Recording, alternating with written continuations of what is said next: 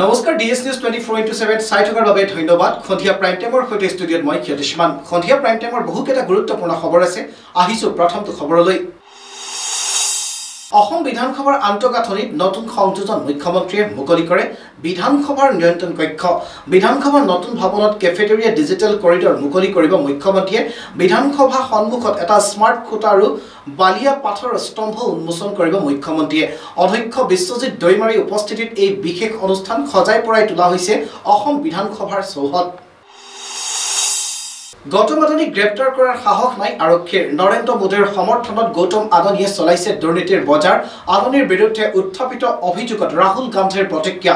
গুজৰাটৰ এক প্ৰকল্পৰ ক্ষেত্ৰত আমেৰিকাৰ বিনিয়োগকাৰীৰ আদানী গ্ৰীণত বিনিয়োগ কৰাৰ ক্ষেত্ৰত প্ৰলোভিত কৰি আহিছিল, যাৰ বাবে এইদৰে ভয়ংকৰ অভিযোগৰ সন্মুখীন হৈছে বিলিয়নাৰগৰাকী। উপনিৰ্বাচনৰ ফলাফলক লৈ আমি দলীয়ভাৱে বেছি পৰ্যালোচনা কৰা নাই। চামগুৰি বাহিৰে বাকী 4টা বিধানসভা সমষ্টিৰ লোকসভা নিৰ্বাচনতকৈ ভোট বেছি পাম। যুঁজ দিয়া হৈছে, ভাল যুঁজ এইবাৰ আমি দিছোঁ। তীব্ৰ প্ৰতিদ্বন্দ্বিতা হ'ব। চিডলিত আমি জিকিম বুলিও নকওঁ, কিন্তু ভোট বেছি পাম। উপনিৰ্বাচনৰ ফলাফলক লৈ ভূপেন বৰাৰ প্ৰতিক্ৰিয়া। উপনিৰ্বাচনক লৈ আমাৰ দলীয়ভাৱে আমি নিৰ্বাচনী ফলাফল লৈ বিশেষ পৰ্যালোচনা কৰা নাই। আমাৰ যিসকল তৃণমূল পৰ্যায়ৰ নেতা কৰ্মী আছে আৰু যিসকলে বেছিভাগ সময় সমষ্টিভিত্তিক কাম কাজ কৰিছিলে নিৰ্বাচনত, তেওঁলোকৰ ৰিপৰ্ট আছে মোৰ লগত। লগতে মই এষাৰ কথা আপোনালোকক কৈ থৈছোঁ যে চামগুৰি সমষ্টি বাদ দি বাকী 4টা বিধানসভা সমষ্টিত লোকসভা নিৰ্বাচনত আমাৰ যিটো ৰিজাল্ট আছিলে সেইটো প্ৰায় এভাৰেজ 30,000 মানকৈ ভোটত আমি পিছ পৰি আছিলোঁ। যদি আপোনালোকে এই 24 জুন 2024 চনৰ 24 জুনত আমি চামগুৰিত কেইটামান অলপ ভোটত জিকিছিলোঁ MP ইলেকশ্যনত। বাকী 4টা সমষ্টিতে আমি গড়ে 30,000 মানকৈ ভোটত হাৰি আছিলোঁ। কিন্তু আজি মই আপোনালোকক এষাৰ কথা কৈ থলোঁ, জয় পৰাজয় খাটাংকে মই এই মুহূৰ্তত কোৱাটো সঠিক কথা নহ'ব, কাৰণ আমাৰ ৰাইজৰ যিটো মত সেইটো বাকচত বন্দী হৈ আছে। কিন্তু যোগ্য প্ৰতিদ্বন্দ্বিতা আমি দিছোঁ। আমি তীব্ৰ যুঁজ কৰিছোঁ। ৰাইজৰ মূল বিষয়বিলাকক নিৰ্বাচনৰ উত্থাপন কৰাত আমি সফল হৈছোঁ। আৰু তীব্ৰ প্ৰতিদ্বন্দ্বিতাৰ পাছত বিভিন্ন ফেক্টৰ থাকে। চৰকাৰৰ ৰাজনৈতিক বাদ দিও প্ৰশাসনিক অন্যান্য জোৰ বহুত থাকে।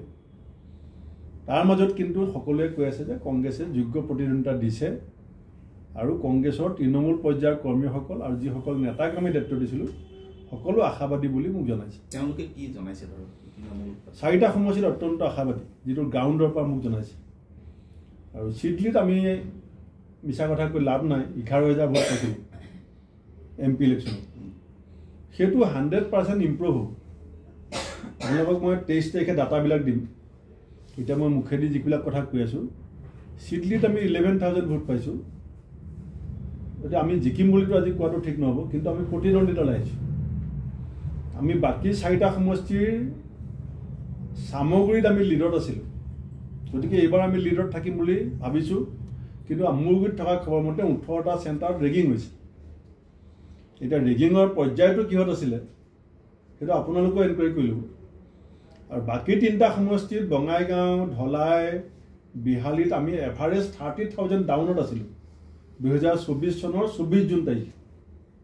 এতিয়া নৱেম্বৰত আমি ৰাইজৰ মুখত ওলাইছে যে কংগ্ৰেছো জিকিব পাৰে বা কংগ্ৰেছ জিকিব, বা অসমৰ বহু বাতৰি কাকত আৰু নিউজ লাইভৰ নিউজৰ টক শ্ব'টো কংগ্ৰেছৰ জিকাৰ সম্ভাৱনাৰ কথা কৈ আছে। কিমান আগবাঢ়িব মানে ধৰক আপুনি? বহুত আগবাঢ়িব। মই কৈছোঁ যে আপোনাৰ তুমুল প্ৰতিদ্বন্দ্বিতা হ'ব, তীব্ৰ প্ৰতিদ্বন্দ্বিতা হ'ব। যেনেকৈ ফুটবল খেলত একেবাৰে 90 মিনিটছত গৈ পেলাই আকৌ পেনাল্টি হয়, সেই পৰ্যায়ত প্ৰতিদ্বন্দ্বিতা হ'ব। চিডলিত আমাৰ উদ্দেশ্যটোৱে আছিলে 20 বছৰৰ মূৰত আমি চিডলিত ইলেকশ্যন খেলিছোঁ। চিডলিত আমাৰ উদ্দেশ্যটো আছিলে দল সংগঠন থিয় কৰা। লোকসভা নিৰ্বাচনত আমি এক্সপেৰিমেণ্ট কৰিছিলোঁ বুলিয়ে ক'ব লাগিব, কাৰণ যেতিয়া আমি শাসনত আছিলোঁ তেতিয়া আমি সেইফালে চোৱাই নাই। এইটোতো চবেই জনা কথা। যেতিয়া আমি শাসনত আছিলোঁ তেতিয়া আমি বিটিআৰৰ ফালে কংগ্ৰেছৰ দল সংগঠনটো একেবাৰে আমি বিসৰ্জন দি দিছিলোঁ মই সভাপতি হোৱাৰ আগতো যিটো ইলেকশ্যন হৈছে এছেম্বলি 2021 গোটেই বিটিআৰত এটা সিটত কংগ্ৰেছে খেলা নাই তাৰ পাছত সেইটো মোৰ দুঃসাহস আছিলে যে লোকসভা নিৰ্বাচন খেলিলোঁ খেলি আমি 0ৰ পৰা 100 আগবাঢ়ি আহিলোঁ এতিয়া আমি সিটলিত 11,000 পৰা খেলিছোঁ এতিয়া 11,000 পৰা মই নিশ্চিত 22,000 হোৱা মানে 100% ইনক্ৰিজ 33,000 হোৱা মানে 200% বাঢ়িব গতিকে 100%ৰ ওপৰত বৃদ্ধি পাব শক্তি সিডলিত পাৰ্চেণ্টেজ আৰু এইবিলাক সমস্যাটো আপুনি চাব বিজেপিয়ে আমাক আণ্ডাৰষ্টিমেট কৰি আছে এই উপ নিৰ্বাচনৰ পাছৰ পৰা আমাৰ ভোটৰ যিটো পাৰ্চেণ্টেজ আৰু আমাৰ যিটো ৰাজনৈতিক যিটো আমি যুঁজ দিছিলোঁ কোনো শিলগুটি লাঠি পুলিচ প্ৰশাসন নোহোৱাকৈ এই 23 তাৰিখৰ পাছৰ পৰা বিজেপিয়ে কংগ্ৰেছক চিৰিয়াছলি ল'ব চেণ্টাৰত স্পেচিফিক ৰেগিং হোৱা বুলি পেলাই কেছ দিয়া হৈছে ৰিপুলিং বিচৰা হৈছে ৰকিবুল হুছেইন ডাঙৰীয়াক আমি তাত দায়িত্ব দিছিলোঁ তেখেতে মোক কৈছে যে বহুত ব্যাপক ৰেগিং হৈছে গতিকে ৰেগিংটো এতিয়া কি পৰ্যায়ত হৈছে কাৰণ যিবিলাক চেণ্টাৰত আমি 24 জুনত জিকিছোঁ 3 মাহ পিছত আমি তাত যদি কেনেবাকৈ ভোট কমে যিবিলাক স্পেচিফিক চেণ্টাৰৰ নাম আমি উল্লেখ কৰিছোঁ তেতিয়া প্ৰমাণ হৈ যাব সেইকাৰণে আজিয়ে চব কথা কোৱাটো সঠিক নহ'ব মই 23 তাৰিখে আপোনালোকক আবেলিকে মই গোটেই সমীক্ষাটো দি দিম উপ নিৰ্বাচনত কংগ্ৰেছ কিমানখিনি আগুৱালে আজি ধেমাজি জিলাৰ কৃষক মুক্তি সংগ্ৰাম সমিতিৰ উদ্যোগত স্মাৰ্ট মিটাৰৰ বিৰুদ্ধে ধেমাজিস্থিত এপিডিচিএলৰ মুখ্য কাৰ্যালয় ঘেৰাও কাৰ্যসূচী ৰূপায়ণ কৰা হৈছে সংগঠনটোৰ দাবী যে নতুনকৈ স্থাপন কৰা ডিজিটেল মিটাৰৰ পৰিৱৰ্তে পুৰণি মিটাৰসমূহ ৰাহাল ৰাখিবলৈ দাবী জনোৱাৰ লগতে বৰ্তমান যিসকল লোকৰ গৃহত নতুন স্মাৰ্ট মিটাৰ সংযোগ কৰিছে উক্ত স্থানত পুৰণা মিটাৰ পুনৰ স্থাপন কৰিবলৈ দাবী জনাইছে অন্যথা উক্ত স্মাৰ্ট মিটাৰসমূহ সংগঠনে খুলি আনি এপিডিচিএলৰ কাৰ্যালয়ত দলিয়াই দিয়াৰ বুলি সংকাৰ প্ৰদান কৰিছে সংগঠনটোৱে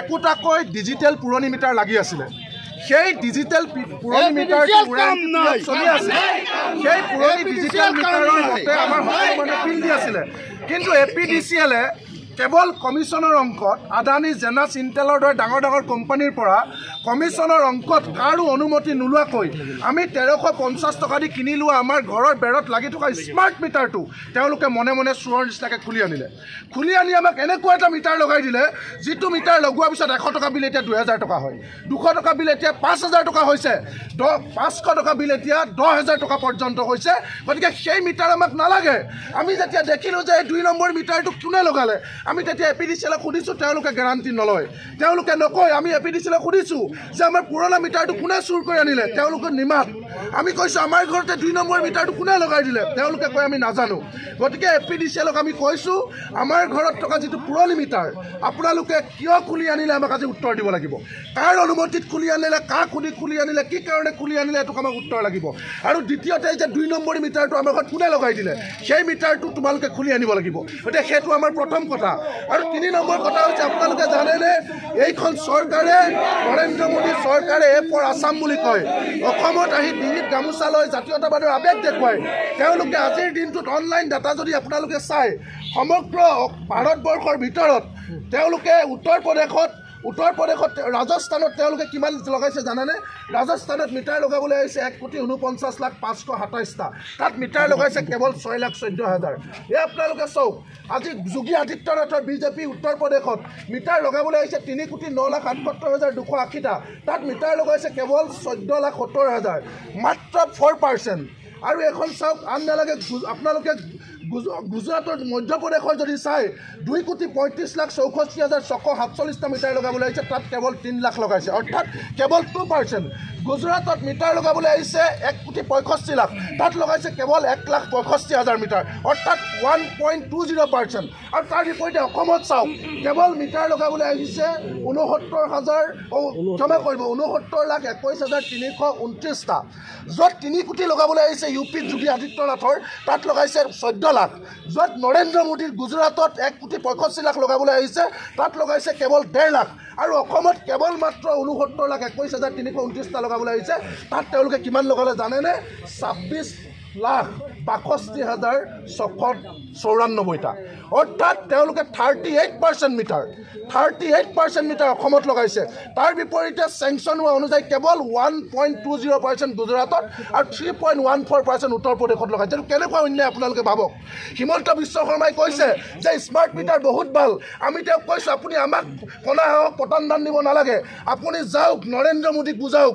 যে কিয় 2 কোটি মিটাৰ লগাবলৈ অহা ঠাইত 1.5 লাখ লগাইছে কিয় যোগী আদিত্যনাথে 3 কোটি লগাবলৈ অহা ঠাইত 13 লাখ লগাইছে ইমান যদি মিটাৰ ভাল কিয় বিজেপিয়ে নিজৰ ৰাজ্যবিলাকত লগোৱা নাই অসমত কিয় ঠগিছে এই কথা উত্তৰ আমাক অসম চৰকাৰে দিব লাগিব অসম চৰকাৰে বহুত দিছে আজি এই মানুহবিলাকক আপোনালোকে সোধকচোন 1250 টকা অৰুণোদয় দিছে যিবিলাক পৰিয়ালক সেই পৰিয়ালবিলাকক 3500 টকা 5000 টকা স্মাৰ্ট মিটাৰ বিল দিছে যিবিলাক পৰিয়ালক চৰকাৰে 250 টকা বৃদ্ধ পেঞ্চন দিছে সেই পৰিয়ালবিলাকক 2500ৰ পৰা 10000 পৰ্যন্ত স্মাৰ্ট মিটাৰ বিল দিছে এহাতেদি প্ৰেছাৰৰ দৰৱ 10 টকীয়া দৰৱ গৈ 50 টকা হৈছে এটাত পনীৰ দাম 8 টকা হৈছে 1 লিটাৰ পেট্ৰলৰ দাম 100 টকা হৈছে 1 কেজি চব্জিৰ দাম 80 টকা হৈছে সেই সময়ত 1250 টকা দিয়া পৰিয়ালটোক যদি 10000 টকা 5000 টকা স্মাৰ্ট মিটাৰ বিল দি আমি কিয় মানি ল'ম আপোনালোকে কওক আৰু যিটো মিটাৰ বেলেগ ৰাজ্যত লগোৱা নাই আমাৰ ইয়াত লগাইছে আৰু সম্পূৰ্ণ 2 নম্বৰী কৰি লগাইছে গতিকে এই স্মাৰ্ট মিটাৰ তেওঁলোকে খুলি আনিব লাগিব কোনে আমাৰ পুৰণি মিটাৰ খুলি আনিছে আমাৰ পুৰণি মিটাৰ ঘূৰাই দিব লাগিব আৰু ডকাইত স্মাৰ্ট মিটাৰটো যি পৰ্যন্ত ঘূৰাই নিদিয়ে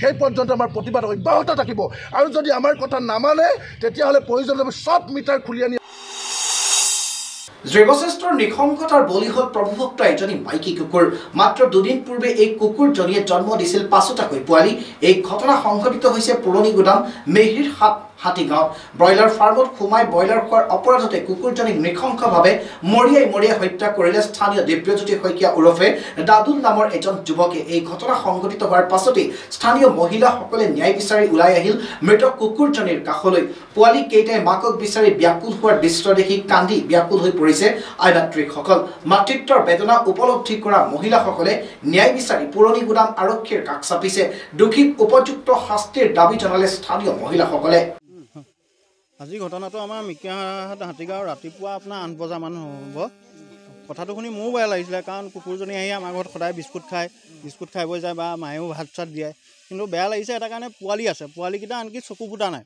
আজি 5 দিন হৈছে তাৰপিছত আমাৰ ওচৰৰে ল'ৰা এটা আহিলে তাৰপিছত মই গ'লোঁ তাক সুধিলোঁ বোলো দাদুল কি হ'ল তুমি কিয় মাৰিলা কৈছে মোৰ 75টা ব্ৰইলাৰ খাই দিলে কিন্তু কথাটো হ'ল কি 75টা ব্ৰইলাৰ খাইছোঁ বুলি কৈছে কিন্তু অকল তেজহে খাইছে কাৰণ কুকুৰে তেজ কেতিয়াও নাখায় খালে মাংসও খাব তেজো খাব দুইটা খাব কিন্তু সি কৈছে যে অকল তেজহে খাইছে আৰু এটা বস্তু মই দেখিলোঁ কি মই ভিডিঅ' ফুটেজত দেখুৱাই দিছোঁ তেখেতে কি কয় কুকুৰে কেতিয়াও মাংস ঘপককৈ নাখায় তাক লোভ দিব লাগিব তেখেতে এই পুখুৰীত পেলাই থৈ দিয়ে এয়া ব্ৰইলাৰ দেখিছে আপোনালোকে দেখিবলৈ পাইছে মৰা ব্ৰইলাৰ পুখুৰীত পেলাই থৈ দিছে সেয়া ব্ৰইলাৰ খাই যেতিয়া সিহঁতৰতো লোভ লাগিব ন লোভ লগাৰ কাৰণে তাত খাব পাৰে মন নাখায় বুলি কোৱা নাই খাব পাৰে কিন্তু এই মেইন কাৰণটো তেখেতে কাৰণ তেখেতে যেতিয়া পুখুৰীত পেলাই থ'ব সেয়া ব্ৰইলাৰ খাবই এয়া আপোনালোকে দেখিছে আৰু আমাৰ জেগাকণ কি হৈছে বহুত গোন্ধ হয় এয়া গেলি গৈছে ব্ৰইলাৰ দেখিবলৈ পাইছে আপোনালোকে মই মোবাইলত দেখুৱাই দিছোঁ এয়া নামটো কি ক'লে তেখেতৰ নাম দাদুল শইকীয়া হয় দাদুল শইকীয়া আমি দাদুল বুলিয়ে মাতোঁ গাঁৱত তেখেতৰ দিব্যজ্যোতি এনে অৰিজিনেল নাম দিব্যজ্যোতি সেইখিনিয়ে আৰু আপোনাৰ গোন্ধ হয় বহুত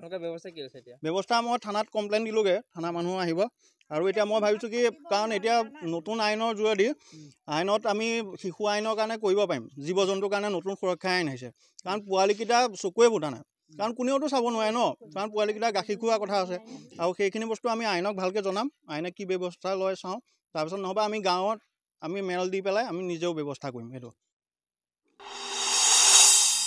আহিছো পৰৱৰ্তী খবৰলৈ গছকুটৰ বিৰোধিতাৰ কৰি কাৰাবন্দী হ'বলগীয়া হোৱা জাতীয় যুৱ বাহিনীৰ তথ্য আৰু প্ৰচাৰ সম্পাদক অংকুমান বৰদলৈ আৰু শিল্পী মাৰ্চেল বৰুৱাই সত্ৰ ন্যায়াধীশ আদালতৰ জামিন লাভ কৰিলে তেখেতসকলৰ হৈ আদালতত যুক্তি আগবঢ়াই জ্যেষ্ঠ অধিবক্তা শান্তনু বৰঠাকুৰে নগাঁৱত ঘৰুৱা শিক্ষয়িত্ৰীক যৌন আতিশয্য চলোৱাৰ অভিযোগ নগাঁৱৰ টাউন তেলিয়া গাঁৱৰ হিৰুমণি শইকীয়া নামৰ লোকজনৰ বিৰুদ্ধে যৌন আতিশয্য চলোৱাৰ অভিযোগ শিক্ষয়িত্ৰীগৰাকীৰ ঘৰত কোনো নথকাৰ সুযোগ লৈ অপকৰ্ম কৰাৰ চেষ্টা হিৰুমণি শইকীয়াৰ শিক্ষয়িত্ৰীগৰাকীয়ে চিঞৰ বাখৰ কৰাত স্থানীয় লোক উপস্থিত হৈ উত্তম মাধ্যম খোলাই আৰক্ষীক গতাই দিয়ে ধৃত শিৰোমণিক। যোৱা দুমাহ ধৰি ঘৰুৱা শিক্ষয়িত্ৰী হিচাপে পঢ়াই আহিছিল শিৰোমণিৰ পুত্ৰক। ইয়াৰ পাছতে শিক্ষয়িত্ৰীগৰাকীয়ে নগাঁও সদৰ আৰক্ষীৰ কাষ চাপিছিল যদিও বৰ্তমানেও কোনো ব্যৱস্থা গ্ৰহণ কৰা নাই আৰক্ষীয়ে। মই তেওঁলোকৰ ঘৰত যোৱাকালি দুমাহ সম্পূৰ্ণ হৈছে। মই তাত টিউশ্যন কৰোঁ তেওঁলোকৰ সৰু ল'ৰাটোক। সেই আজি মানে এনে ওচৰতে মানে ৰাস আৰু ভাওনা হৈ আছে, বা মানে নাছিলে, বা অসুৰ লৈছে ভাওনাখনত। তাৰপিছত মোৰ 4টা বা 5টালৈ টিউশ্যন আছিলে, টিউশ্যন শেষ হৈছে, পোৱালিটো মানে দৌৰি গৈ পেলাই মোবাইলটো আনিব গ'লে আগফালে সিহঁতৰ দোকান আছে। মই অকলে বহি আছোঁ, তেওঁ সোমাই আহিছে। মই পোৱালিটোৰ হোমৱৰ্কটো লিখি আছোঁ, সোমাই আহি পেলাই মই প্ৰথমতে মানে এনেকৈ পিঠিত, মই চকীখনত বহি আছোঁ, এনেকৈ পিঠিত প্ৰথমতে এনেকৈ হাত ফুৰালে। তাৰপিছত ডিঙিৰ পৰা এনেকৈ গাললৈকে হাত ফুৰাই মানে মুখত আহি পেলাই এনেকৈ এইখিনি আহি পেলাই মানে চুমা খাইছে। তাৰপিছত এনেকৈ পিছফালে মানে বেয়া জেগাটো হাত দিয়াৰ লগে লগে মই এনেকৈ ধাক্কা মাৰি ওলাই বাহিৰলৈ গুচি আহিলোঁ যে। তাৰপিছত তেতিয়া মোক মানে মোক টিউশ্যনৰ ফিজ পাবলগীয়া আছিল যোৱাকালি। তো মানে পইচাটো দি পেলাই কৈছে বেয়া নাপাবা, নিজৰ বুলিহে মৰম কৰিছিলোঁ। সেইখিনিয়ে। শিৰোমণি শইকীয়া, টাউন তেলীয়াগাঁও। হয়, তেওঁলোকৰ ঘৰত কোনো নাছিলে। হয়, মই এজাহাৰ দিছোঁ। এখন সদৰ থানা। আজি নিজৰ হাত খৰচ উলিয়াবৰ কাৰণে মই তেওঁলোকৰ ঘৰত টিউশ্যন কৰিব গৈছিলোঁ। তাতে যদি আমি নাৰীসকল যদি সুৰক্ষিতই নহয়, আমি কেনেকৈ আগবাঢ়ি যাম? আমাৰ আগবাঢ়ি যাবলৈতো কিবা এটা ৰাস্তা লাগিব। আজি মইতো বেয়া কাম কৰিব যোৱা নাই, ভাল কাম কৰিবলৈ গৈ পেলাই যদি এইখিনি হয়, তেতিয়াহ'লে কোনজনী ছোৱালী আজিৰ যুগত সুৰক্ষিত? যাতে আমাক সুৰক্ষা প্ৰদান কৰে, এয়া যাতে তেওঁ যাতে বাচি নাযায়, এনেকুৱা কেছবিলাক যাতে তেওঁলোকে বাচি যাব নিদিয়ে, তেতিয়াহে আমাৰ ছোৱালী সুৰক্ষিত হ'ব। CM ছাৰৰ পৰা আমি সহায় বিচাৰিছোঁ, যাতে তেওঁ এই কেছটো ভালকৈ চায় আৰু যাতে এনেকুৱা যাতে বেলেগ ছোৱালীৰ লগত নহয়। আজি মই বাচি আহিছোঁ, কাইলৈ বেলেগ এজনী ছোৱালী বাচি নাহিবও পাৰে। গতিকে তেওঁ যাতে ভালকৈ চাই আৰু মোক ন্যায় লাগে। বাদনুবাদৰ মাজতে কৰিমগঞ্জ জিলাৰ নাম সলনি সন্দৰ্ভত অধিসূচনা জাৰি কৰিলে DADৰ প্ৰধান সচিব মুকেশ চাহুৱে। কেবিনেটৰ সিদ্ধান্ত অনুসৰি জাৰি এই অধিসূচনাৰ অনুসৰি এতিয়াৰ পৰা শ্ৰীভূমি হিচাপে পৰিচিত হ'ব কৰিমগঞ্জ চহৰ, শ্ৰীভূমি জিলা হিচাপে পৰিচিত হ'ব কৰিমগঞ্জ জিলাও। শিৱসাগৰত আটাচুৰ উত্তাল প্ৰতিবাদ, জনজাতিকৰণৰ দাবীত শ আটাচুৰ কৰ্মী জোৰ সমদল, শিৱসাগৰ আৰক্ষীৰ জোৰ সমদলকাৰীক বাধা প্ৰদান। প্ৰতিবাদস্থলীত উত্তপ্ত পৰিস্থিতি, প্ৰতিবাদকাৰী আৰু আৰক্ষীৰ মাজত ঠেলা হেঁচা। অসমৰ মুখ্যমন্ত্ৰীক সুধাৰ ধাৰ, সমালোচনা আটাচুৰ কেন্দ্ৰীয় সভাপতি বসন্ত গগৈ। আৰু অসমৰ মুখ্যমন্ত্ৰী হিমন্ত বিশ্ব শৰ্মা ডাঙৰীয়াই মিছা কথা কোৱাত PhD ল'ব পাৰিব। নিৰ্বাচন আহিলে প্ৰতিশ্ৰুতি দিলে যে আহোমকে ধৰি অসমৰ 6টা জনগোষ্ঠীৰ জনজাতিকৰণৰ মৰ্যাদা দিব। বিলখন গৈ ৰাজ্যসভাত উঠিল, এতিয়া বিলখন পাছ নকৰে। অসমৰ মুখ্যমন্ত্ৰী হিমন্ত বিশ্ব শৰ্মা ডাঙৰীয়াই আবুল তাবুল কথা কৈ এটা বিপদে পৰিচালনা কৰিবলৈ প্ৰচেষ্টা হাতত লৈছে। 26ৰ বিধানসভা ইলেকশ্যন, সেই ইলেকশ্যনত আহোম জনগোষ্ঠীৰ 55 লাখ ৰাইজে বিকল্প ৰাজনৈতিক চিন্তা চৰ্চা কৰিব। লগতে 6 জনগোষ্ঠীৰ জনজাতিকৰণৰ দাবীক লৈ যি আন্দোলন চলিছে, এই আন্দোলনকাৰী ৰাইজে এক বিকল্প ৰাজনৈতিক চিন্তা চৰ্চাৰ মাজে আগবাঢ়িব। আজি পুনৰ এই প্ৰতিবাদস্থলী আমি সদৌ টাইমছৰ মজিয়াৰ পৰা আমি সকিয়াই দিছোঁ। শুকুৰবাৰৰ পৰা আৰম্ভ হ'ব বহু প্ৰত্যাশিত বৰ্ডাৰ গাভাস্কাৰ ট্ৰফি। পাৰ্থৰ অপটিছ ষ্টেডিয়ামত এই শৃংখলাৰ প্ৰথমখন টেষ্টত মুখামুখি হ'ব ভাৰত অষ্ট্ৰেলিয়া। দলটোক নেতৃত্ব দিব য়শপ্ৰীত বুমৰাহে। পাৰ্থ অনুষ্ঠিত হ'বলগীয়া প্ৰথম টেষ্টত উপস্থিত নাথাকে টীম ইণ্ডিয়াৰ নিয়মীয়া অধিনায়ক ৰোহিত শৰ্মা। তেওঁৰ অনুপস্থিতিত দলক নেতৃত্ব দিব যশপ্ৰীত বুমৰাহে। ষ্টেট ক্ৰিকেটত অধিনায়ক হিচাপে বুমৰা এতিয়া দ্বিতীয়খন মেচ। 2018 চনত এই খেলপথাৰত খেলা অন্তিমখন মেচত ভাৰতে পৰাজয়ৰ সন্মুখীন হ'বলগীয়া হৈছিল। কৃষকক সকাহ প্ৰদান কৰাৰ লক্ষ্যৰে কেন্দ্ৰীয় চৰকাৰে মুকলি কৰা এখন অভিলাষী আঁচনি হৈছে প্ৰধানমন্ত্ৰী কিষাণ সন্মান নিধি আঁচনি। এই আঁচনিৰ অধীনত কৃষকসকলে প্ৰতি বছৰে 6,000 টকাৰ সাহায্য লাভ কৰে। এই নগদ ধন কৃষকসকলে বেংক একাউণ্টত কিস্তি হিচাপত পোনপটীয়াকৈ জমা হয়। প্ৰতি 4 মাহত এবাৰকৈ ধন কৃষকসকলক একাউণ্টত জমা দিয়া হয়। কেন্দ্ৰীয় চৰকাৰৰ এই অভিলাষী আঁচনিখন ৰূপায়ণৰ বেলিকা অসমত ব্যাপক দুৰ্নীতি অনিয়মৰ অভিযোগ উত্থাপিত হৈছে। ভুৱা কৃষকৰ নামত লুণ্ঠন কৰা হৈছিল কোটি কোটি টকা। প্ৰধানমন্ত্ৰী কিষাণ সন্মান নিধি বা PM কিষাণৰ আঁচনি ৰূপায়ণৰ নামত সংঘটিত হোৱা কেলেংকাৰীত কেগৰ প্ৰতিবেদনটো উন্মোচিত হোৱা পৰিলক্ষিত হৈছে। মাজুলীৰ 54খন ৰাস মঞ্চ আৰু 11খনকৈ সত্ৰত অনুষ্ঠিত হৈছিল ৰাস মহোৎসৱ। এই ৰাস মহোৎসৱ শেষ হোৱাৰ পিছতেই মাজুলী জেংৰাইমুখৰ বালিচাপৰিত মাজুলীৰ মিউজিক ফেষ্টিভেলৰ পূৰ্ণ প্ৰস্তুতি চলোৱা পৰিলক্ষিত হৈছে। গ্ৰাম্য পৰ্যটন, গ্ৰামাঞ্চলৰ আৰ্থ সামাজিক দিশ, সাংস্কৃতিক বৈভৱকে আদি কৰি চহা লোকৰ সকলো প্ৰকাৰৰ উন্নয়ন তথা বিকাশৰ উদ্যোগত আগন্তুক ৰাখি 22 নৱেম্বৰ সন্ধিয়াৰ পৰা মাজুলী মিউজিক ফেষ্টিভেল ফাউণ্ডেশ্যনৰ উদ্যোগত জেংৰাইমুখৰ এছাম যুৱক যুৱতীৰ সহযোগত উজনি মাজুলীৰ জেংৰাইমুখ বালিচাপৰি নদীৰ পাৰৰ মনোমোহা নৈসৰ্গিক প্ৰাকৃতিক পৰিৱেশতে 3 দিনীয়াকৈ বৰ্ণাঢ্য কাৰ্যসূচীৰে পঞ্চমবাৰৰ বাবে অনুষ্ঠিত হ'ব মাজুলী সংগীত মহোৎসৱ। আশা কৰি আছিলোঁ, কিন্তু যিহেতু আমাৰ স্পনচাৰশ্বিপ বা সেইকেইটা যিমানবোৰ সেই পাৰ্মিশ্যন ৰিলেটেড ইছ্যুজবোৰ থকাৰ কাৰণে আমাৰ অলপ ওৱান ষ্টেপ বেক লৈ পেলাই মানে অলপ ভাবিছোঁ। কিন্তু এতিয়াও কথা বতৰা চলি আছে। কিন্তু আমাৰে মৰমৰ জুবিন গাৰ্গ এইবাৰ প্ৰথমবাৰৰ বাবে মাজুলী মিউজিক ফেষ্টিভেলত আহিব, পাৰফৰ্ম কৰিব। আৰু বেলেগ জেগাৰো আৰ্টিষ্ট বহুতো আছে, ইণ্ডিপেণ্ডেণ্ট আৰ্টিষ্ট। চ' চাবলৈ সুযোগ পাব।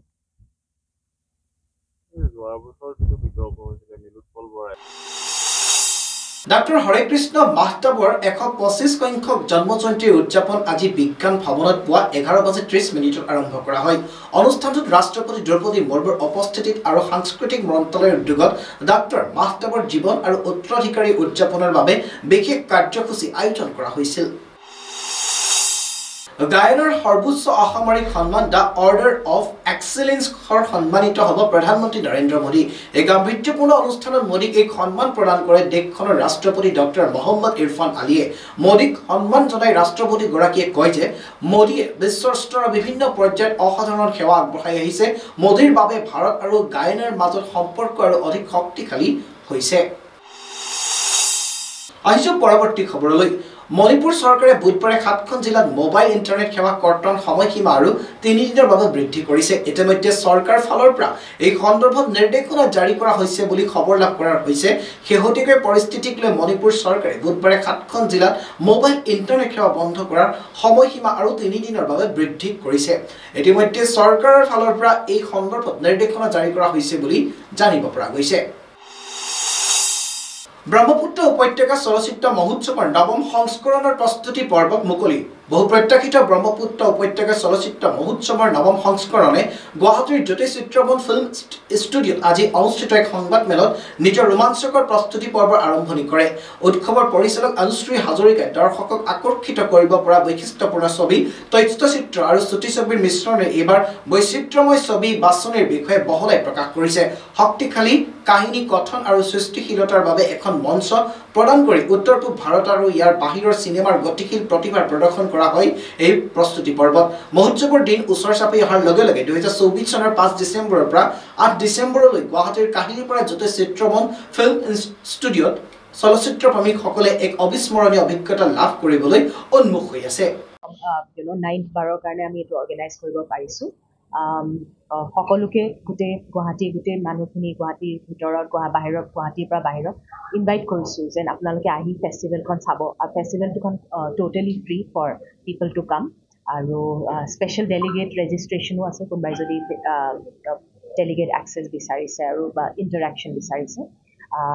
বহুতখিনি মুভিজ দেখা যাব। টোটেল 30খন ফিল্মছ থাকিব, feature films, documentary, short films. তাৰ বাহিৰেও বহুত কেইজন স্পীকাৰ্ছ আহিব, ফিল্ম ডাইৰেক্টৰ্ছ, ফিল্ম এডিটাৰ্ছ, চিনেমেটোগ্ৰাফাৰ্ছ, বহুতখিনি টেকনিকেল মানুহ আহিব। তেখেতসকলৰ লগত পেনেল ডিছকাশ্যন হ'ব, মাষ্টাৰ ক্লাছ হ'ব। এইবাৰ আমাৰ 2খন ফৰেন ফিল্মছো দেখুওৱা যাব, এখন স্পেনিছ, এখন ফ্ৰেঞ্চ। চ' আমি বহুতখিনি বস্তু অৰ্গেনাইজ কৰিছোঁ, বিচাৰিছোঁ যে পাব্লিক আহি, ফিল্ম লাভাৰ্ছবিলাকে আহি সকলোৱে যেন এইটো ফেষ্টিভেলটো এক্সপিৰিয়েঞ্চ কৰে। আমাৰ সেইটোৱে অনুৰোধ থাকিল যেন আহি আমাক ছাপোৰ্ট কৰক, ফেষ্টিভেল চাওক, ফিল্মছ এনজয় কৰক, মানুহৰ লগত ইণ্টাৰেক্ট কৰক। আমি এইটোৱে বিচাৰিছোঁ যে গুৱাহাটীখন এটা ক্ৰিয়েটিভ হাব হিচাপে আমি প্ৰমোট কৰিব পাৰোঁ এক্ৰছ ইণ্ডিয়া, এক্ৰছ ইণ্টাৰনেশ্যনেলি। যে আমি যোনখিনি আমাৰ ইমান ক্ৰিয়েটিভিটি আছে, ক্ৰিয়েটিভ মানুহ আছে, তেখেতসকলক যেন ইজিলি একচেছ দিব পাৰোঁ। চব বাহিৰৰ পৰা গোটেইখিনি বম্বেৰ পৰা মানুহ হওক, চাউথৰ পৰা হওক, ইন দ্য ফিউচাৰ ইণ্টাৰনেশ্যনেলিও যেন মানুহ আহি পেলাই ইয়াতে এটা নেটৱৰ্কিং প্লেটফৰ্ম এটা হৈ উঠে। সেইটোৱে আমি ট্ৰাই কৰি আছোঁ। বাহিৰৰ পৰা টিগমাঞ্চু ধুলীয়া ফিল্ম ডাইৰেক্টৰ, পানসিং ধুমাৰ কৰিছে, তেখেত আহিব। তাৰপিছত সন্দীপ মোদী আহিব, OTT নাইট মেনেজাৰ এখন মুভিজ কৰিছে। তাৰপিছত নিতিন বেদ বুলি ফিল্ম এডিটাৰ আহিব, তেওঁ গালি বয় এডিটিং কৰিছে। তাৰপিছত অন্বিতা দাস, বহুত ছিনিয়ৰ ফিল্ম ডাইৰেক্টৰ সাউথৰ এগৰাকী এক্টৰ ঐশ্বৰ্যা লক্ষ্মী তেখেত আহিব চ' সেনেকৈ বহুত কেইজন অলমষ্ট 50জনমান বেলেগ বেলেগ কিছুমান ৰিনাউণ্ড ডাইৰেক্টৰ্ছ কিছুমান আপকামিং ডাইৰেক্টৰ্ছ এনেকৈ 50+ গেষ্ট আহিব বাহিৰৰ চিনেমাৰ কিমানটা কেটেগৰীত আপোনালোকে এবাৰ পুৰস্কাৰ বা প্ৰাইজ পায় আমাৰ কেটেগৰীজ টোটেল 5টা থাকে এখন হ'ল best feature film best director তাৰপিছত best documentary best short film আৰু best lifetime achievement award এই 5টা এৱাৰ্ড দিয়া যায় টোটেল অলমষ্ট 4 লাখ মানৰ এৱাৰ্ড মানে থাকে আৰু এইখিনি আমি আমাৰ এফৰ্ট আছে আপোনাৰ সেইখিনি আমি এতিয়া জনাম মানে ফেষ্টিভেলৰ সময়তহে জনাব পাৰিম শিৱসাগৰৰ বডি বিল্ডিং এণ্ড ফিটনেছ এছ'চিয়েশ্যনৰ উদ্যোগত বিজি ফিটনেছ জন আৰু এবি ইউনিচেক্সৰ জিমৰ সহযোগত প্ৰথমবাৰৰ বাবে শিৱসাগৰ জিলাৰ নামতি চাৰিআলিত স্থিত ভাৰতীয় ষ্টেট বেংকৰ চেপাঙনি শাখাৰ সন্মুখত অহা 24 নৱেম্বৰত মিষ্টাৰ শিৱসাগৰ 2024 প্ৰতিযোগিতা অনুষ্ঠিত হ'ব এই প্ৰতিযোগিতাৰ পুৰুষ আৰু মহিলাৰ দুটা শাখাত অনুষ্ঠিত হ'ব এই প্ৰতিযোগিতাত জিলাৰ বিভিন্ন প্ৰান্তৰ প্ৰতিযোগীয়ে অংশগ্ৰহণ কৰিব এই মিষ্টাৰ শিৱসাগৰ প্ৰতিযোগিতাতেই ধেমাজিত অনুষ্ঠিত হ'ব লগা মিষ্টাৰ অসম প্ৰতিযোগিতালৈ শিৱসাগৰৰ দলটোৰ নিৰ্বাচিত কৰা হ'ব বুলি উদ্যোক্তাসকলে সংবাদমেল জৰিয়তে জানিবলৈ দিয়ে লগতে সমূহ ক্ৰীড়াপ্ৰেমী ৰাইজৰ সহায় সহযোগিতা তথা উপস্থিতি কামনা কৰিছে উদ্যোক্তাসকলে শ্ৰদ্ধাৰ সাংবাদিক বন্ধুসকল Sivasagar body builders and fitness এছ'চিয়েশ্যনৰ উদ্যোগত বিজি ফিটনেছ জোন আৰু এবি ইউনিচেক্স জিমৰ উদ্যোগত পোনপ্ৰথমবাৰৰ বাবে আমি নামতি চাৰিআলিত মিষ্টাৰ শিৱসাগৰ 2024 অনুষ্ঠিত কৰিবলৈ লৈছোঁ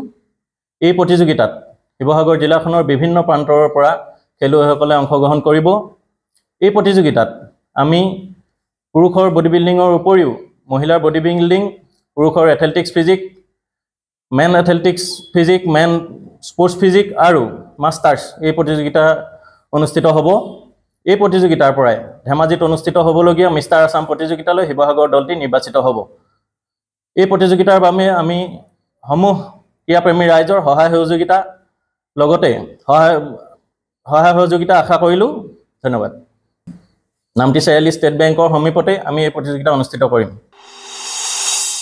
অসমৰ ইতিহাস যুদ্ধ আৰু বিজয়ৰ ইতিহাস প্ৰতিজন ভাৰতীয়ৰ বাবেই লাচিত বৰফুকন চিৰনমস্যবীৰ অসমৰ শৌৰ্য বীৰ্য প্ৰতীক লাচিত বৰফুকনৰ জন্ম দিৱসটি অহা 24 নৱেম্বৰ তাৰিখে তেখেতৰ জন্মস্থান শিৱসাগৰ জিলাৰ হাওচৰা মৌজা শুক্তি আলিত অতি উলহ মালহেৰে অনুষ্ঠিত কৰিবলৈ লোৱা হৈছে পুৱা 9:30 বজাৰ পৰা আৰম্ভ হ'বলগীয়া অনুষ্ঠানত অসম চৰকাৰৰ ৰাজ্যমন্ত্ৰী যোগেন মোহন উপস্থিত থাকিব জিলাখনৰ কেইবাজনো বিধায়ক উপস্থিত থকাৰ লগতে বিশিষ্ট বিজ্ঞানী ডক্টৰ হোমেন্দ্ৰ বুঢ়াগোহাঁই জাজি হেমনাথ শৰ্মা মহাবিদ্যালয়ৰ অধ্যক্ষ ডক্টৰ মনজিৎ গগৈ আৰু বিশিষ্ট শিক্ষাবিদ ডক্টৰ প্ৰশান্ত কুমাৰ চুটিয়াই লাচিত বৰফুকনৰ সম্পৰ্কে বক্তৃতা প্ৰদান কৰিব সমিতিয়ে সকলোৰে সহায় সহযোগিতা কামনা কৰিছে বুলি সংবাদ মাধ্যমৰ আগত অৱগত কৰে অসমবাসী ৰাইজক আদৰণি জনাইছোঁ আমাৰ 2024 চনৰ যি লাচিত বৰফুকনৰ জন্ম এই জন্ম দিৱসটোলৈ 24 নৱেম্বৰ তাৰিখে আমি সকলোকে ইয়ালৈ নিমন্ত্ৰণ জনাইছোঁ আপোনালোকে জানে যে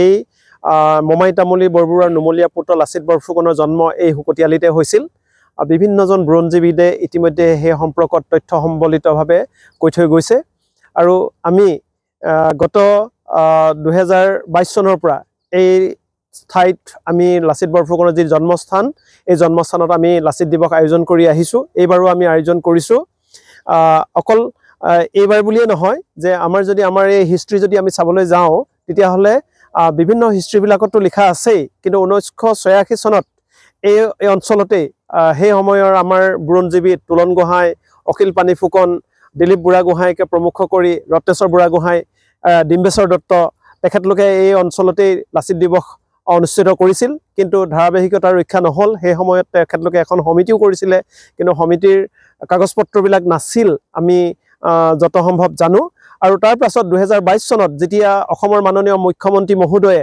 গোটেই অসমতে যেতিয়া এটা জাগৰণ আনিলে গোটেই ভাৰতবৰ্ষতে এটা জাগৰণ আনিলে লাচিত বৰফুকনক আৰু তেখেতে ক'লে যে নেপোলিয়নৰ সমকক্ষ বীৰ আছিল লাচিত বৰফুকন আৰু তেখেতে এই লাচিত বৰফুকনৰ দিৱসটি দিল্লীত 3-দিনীয়া কাৰ্যসূচীৰে অনুষ্ঠিত কৰিছিলে তেখেত আমাৰ ধন্যবাদৰ পাত্ৰ আৰু আমাৰ যি লাচিত বৰফুকনৰ যিখিনি হৈছে ইয়াৰ লগতে লাচিত বৰফুকনৰ মৈদাম হ'ল লাচিত বৰফুকনৰ যি জন্মস্থান এই জন্মস্থানডোখৰ যাতে তেখেতে আমাক অতি জাকতজিলিয়াকৈ অসমত যি আমাৰ পৰ্যটকৰ বাবে গঢ়ি তোলে তাৰ কাৰণে আমি অনুৰোধ জনাইছোঁ আমি অহা 24 নৱেম্বৰ তাৰিখে বিভিন্ন বৰ্ণাঢ্য কাৰ্যসূচীৰে ইয়াত আমি অনুষ্ঠান অনুষ্ঠিত কৰিবলৈ লৈছোঁ আৰু সেই অনুষ্ঠানলৈ আমি সমূহ অসমবাসী ৰাইজক আমি নিমন্ত্ৰণ জনাইছোঁ আৰু লাচিত বৰফুকনৰ জন্ম যে এই হুকটিয়ালিৰ হুকটিবাৰীতে হৈছিলে এই কথাটো ইতিমধ্যে প্ৰমাণিত হৈছে শিৱসাগৰ জিলা প্ৰশাসন শিৱসাগৰ শিক্ষা বিভাগ আৰু বীৰ লাচিত বৰফুকন মহাবিদ্যালয়ত হোৱা অভিৱৰ্তনে এই কথা থিৰাং কৰিছে ইয়াৰ লগতে আমাৰ অসমৰ এজন স্বনামধন্য ব্যক্তি যোগেন্দ্ৰনাথ ফুকন ডাঙৰীয়াই ইতিমধ্যে আৰু লগতে হিতেশ্বৰ শইকীয়া মহাবিদ্যালয় গুৱাহাটীৰ অধ্যক্ষা শিখামণি গগৈ ডাঙৰীয়ানে ইয়ালৈ আহি ইতিমধ্যে যে ইয়াতে লাচিত বৰফুকনৰ জন্ম হৈছিল সেই কথাটো তেওঁলোকে নিশ্চিত কৰিছে আৰু যোগেন্দ্ৰনাথ ফুকন আমাৰ তেখেতে আহি ইয়াৰ পৰা আৰু 2 কিলোমিটাৰ আগলৈ আপুনি যদি যায় সোণপুৰা আৰু দিখৌ নদীৰ মাজত আপোনাৰ এডোখৰ ঠাই আছে তাত 5টা মৈদাম আছে আৰু সেই মৈদামৰ যিটো বৃহৎ মৈদাম সেই মৈদামটোৱে লাচিত বৰফুকনৰ দেউতাক মোমাই তামুলী বৰবৰুৱাৰ মৈদাম বুলি তেওঁ কৈছে আৰু তেওঁৰ পৰিয়ালৰ মোমাই তামুলী বৰবৰুৱাৰ বাৰীখন ইমান সৰু নাছিলে এখন আচলতে আমাৰ যদি বুৰঞ্জিত চাওঁতে দেখিম যে গড়গাঁৱৰ কাষতে বুলি কোৱা হৈছিলে